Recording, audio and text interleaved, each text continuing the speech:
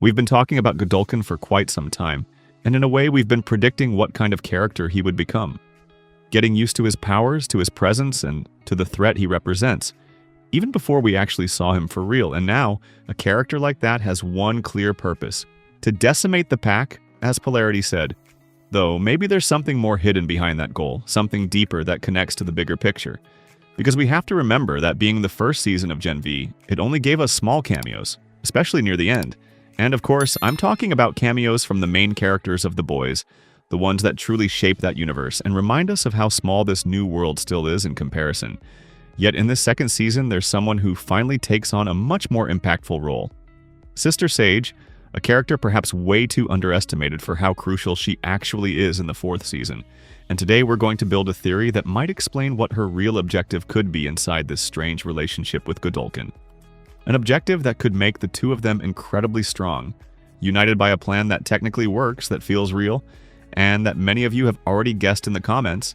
And today we're going to break it down together, while also taking a bit of time to talk about what the future might hold for Godolkin after this second season. So I'd say it's time to begin, starting right from the theory itself. And believe me, it's going to be a wild one. The true architect of this entire theory is obviously Sister Sage, because she stands right at the center of this whole intricate plan.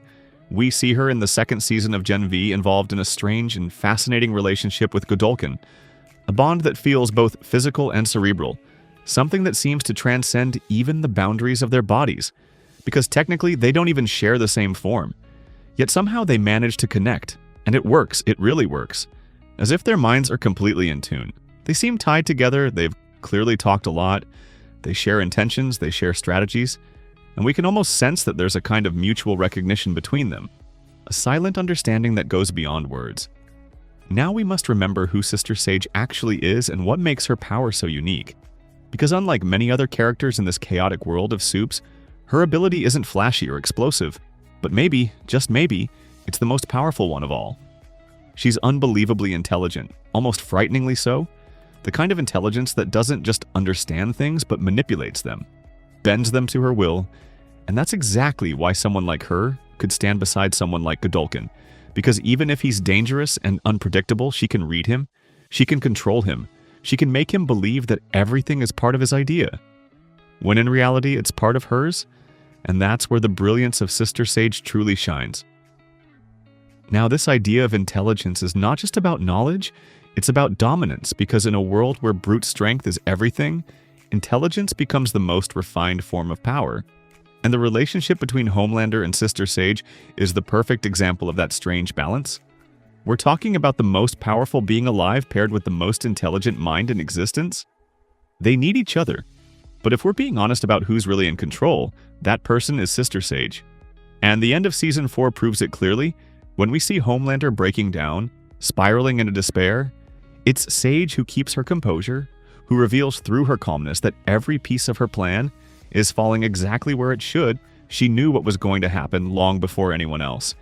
And even if Homelander remains one of the most iconic villains ever, it's impossible not to see him for what he truly is. A lost boy trapped in the body of a god. Someone who was raised to be adored, not to be wise. Someone who never grew past the applause, never questioned his own nature because his ego was always fed by fear and admiration. And that's exactly why Sister Sage's plan feels so dangerous and so brilliant at the same time. Because she knows that someone like Homelander can't be defeated through force. He can only be redirected, guided like a wild animal that thinks it's free while it's actually being tamed.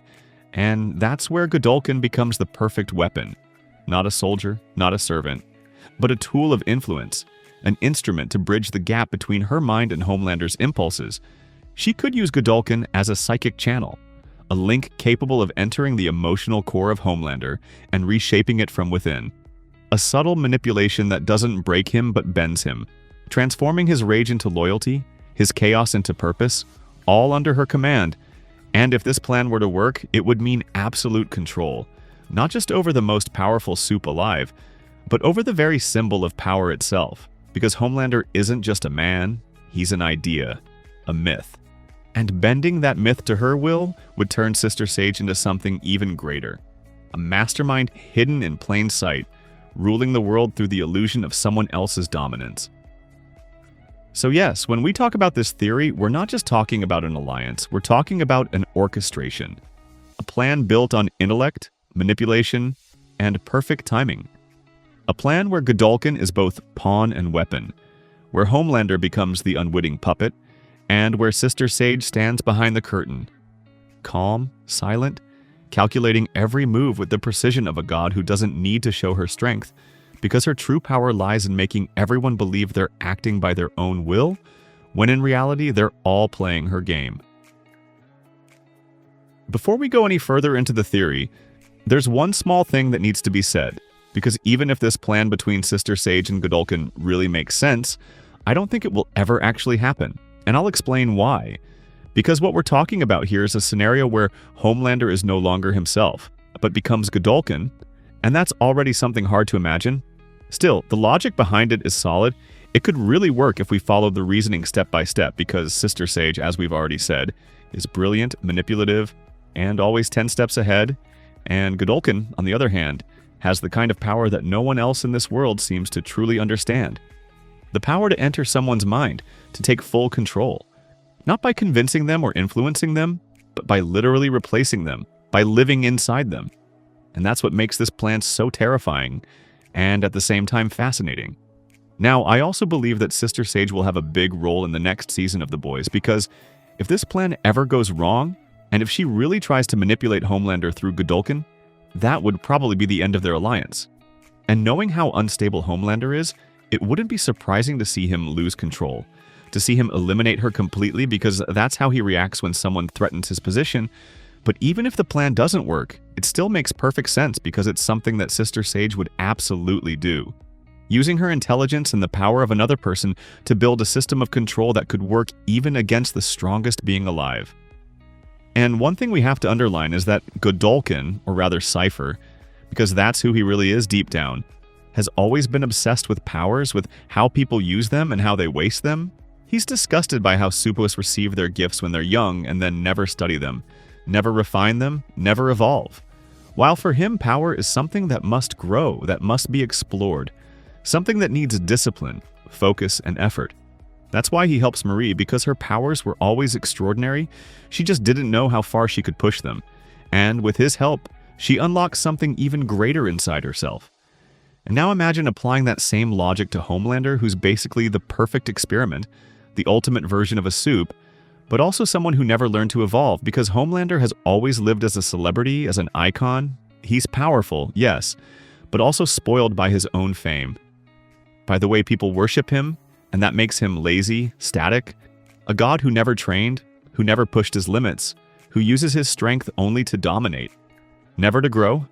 And that's exactly what Sister Sage and Godolkin could exploit, because through Godolkin's mind control, through his psychic ability to enter someone's body and take over completely, they could in theory control Homelander, turn his enormous strength into a weapon that works for them and not against them. The difference would be enormous because the position of power would shift completely. Homelander would still exist, but he would no longer be in control of his actions. He would become the vessel, the shell, while Godolkin's consciousness takes over, and Sister Sage would be the one orchestrating everything from behind the scenes, shaping the world with her intelligence and his power. And yes, on paper it all fits perfectly, but then again, this is Homelander we're talking about. And with him, nothing is ever simple, because there's always something different about him, something that doesn't follow the rules.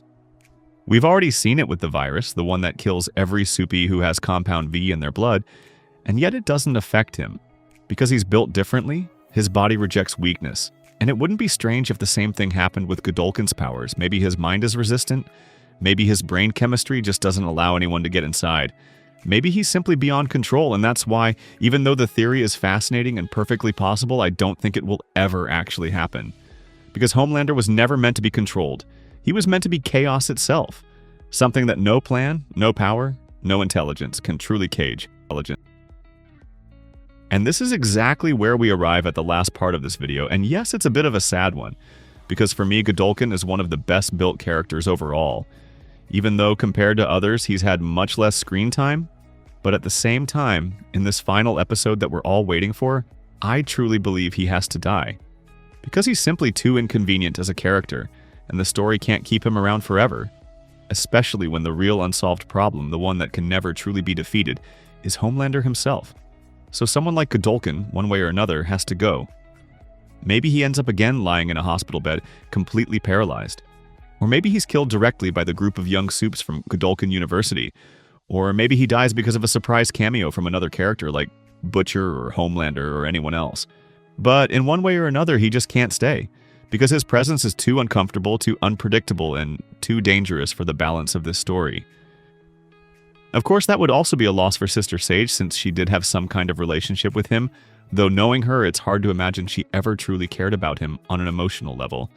But maybe she cared for what he represented, for how useful he was to her plans, and that kind of loss, even if not sentimental, could still matter to her, at least strategically, because every piece in her game has a purpose.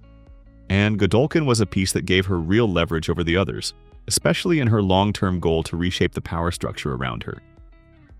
And if you want to know more about how Godolkin could actually leave the stage, I've already made a specific video all about that. It's right here on the channel, released just before this one. So if you're curious, go check it out. And as always, guys, thank you for being here with me. I'm Failsafe, and this is Contingency Plan. We'll see each other soon with more content. Not just about the boys, but about everything that's coming next. Take care, everyone, and see you in the next one.